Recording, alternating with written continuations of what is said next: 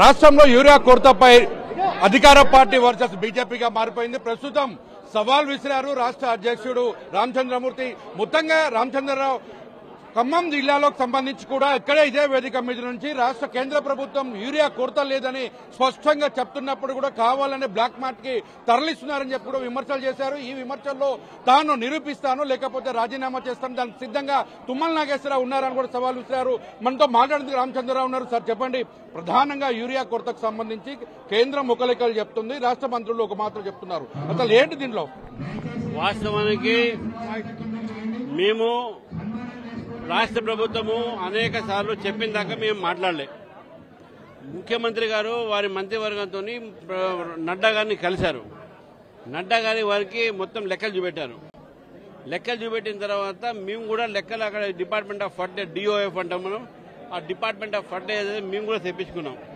మేము తెప్పించుకున్నటువంటి లెక్కల్లో 2024 నుంచి 2025 వరకు 9.8 మెట్రిక్ టన్ ఇవ్వాల్సినటువంటి దీంట్లో అవైలబిలిటీ ఆ రోజుకు స్టేట్ లో రబీ పంటకు మనకు ఉన్నటువంటి 12.20 మెట్రిక్ టన్ అంటే 3.5 లక్షల మెట్రిక్ టన్ అదనంగా ఉన్నది. తర్వాత ఖరీఫ్ సంబంధించిన దాంట్లో కూడా ఇప్పటికే 6.36 లక్షల మెట్రిక్ టన్ అనేది రిలీజ్ చేశాము. ఇంకా 4 ఇవ్వాల్సిన అవసరం ఉంది. అది మరి ఏదైతే ఉన్నాయో వస్తున్నాయి.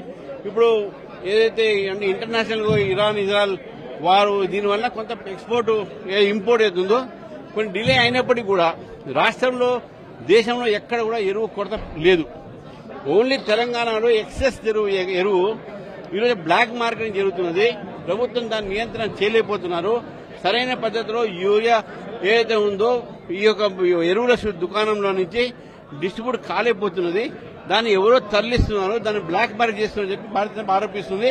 దాని మీద ప్రభుత్వం దృష్టి పెట్టి దాని మీద ఎంక్వైరీ చేయాలి. కానీ ప్రభుత్వం నరేంద్ర మోదీ గారి ప్రభుత్వం మీద కేంద్ర ప్రభుత్వం మీద అభండాలేయడం తప్పు అని చెప్పి నేను చెప్తా ఉన్నాను. ఆగస్టులోనే దాదాపు 3 లక్షల మెట్రిక్ టన్నులు యూరియా అవసరం ఉంటుందని ఇప్పటికి చెప్తున్న పరిస్థితి ఉంది. మీరు ఇచ్చిన ఇండెంట్ కి సంబంధించి ఇంకా 4 లక్షలు కూడా పెండింగ్ ఉంది. ఇప్పుడు 3 లక్షలు ప్లస్ ఈ 4 లక్షలు 9 లక్షలు కూడా మైనస్ చూపిస్తున్న పరిస్థితి. దీన్ని ఎలా చూడాలి? మేము మైనస్ కాదు, గతంలో 2025లో 3.5 లక్షల మెట్రిక్ టన్ ఎక్సెస్ అవైలబిలిటీ ఉంది కదా, మరి అది లెక్క పెట్టారు కదా. దాంట్లో అది లెక్క పెట్టకుండా మేము మాకు అవసరం ఉన్నప్పుడు ఇండియన్ పెట్టినప్పుడల్లా ఏ రోజు కూడా కేంద్ర ప్రభుత్వము ఏ ఒక్క రాష్ట్రానికి కూడా యూరియా సప్లై డిలే చేయలేదు.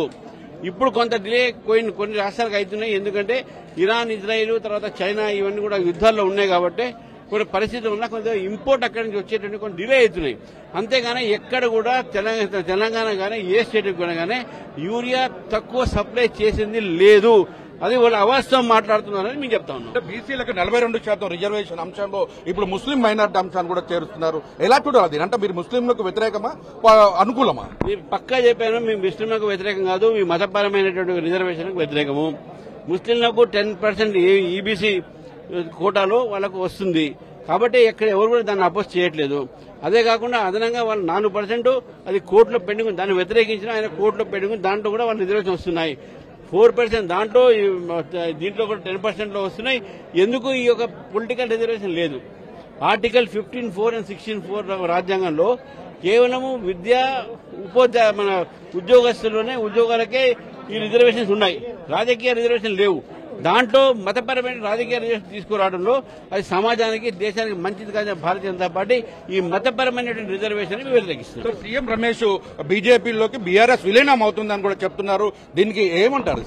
ఇవంతా కూడా కథనాలండి. ఇవన్నీ కూడా మాకు సీఎం రమేష్ మాట్లాడలేదు. ఇవన్నీ కథనాలు, ఊహాగానాలు.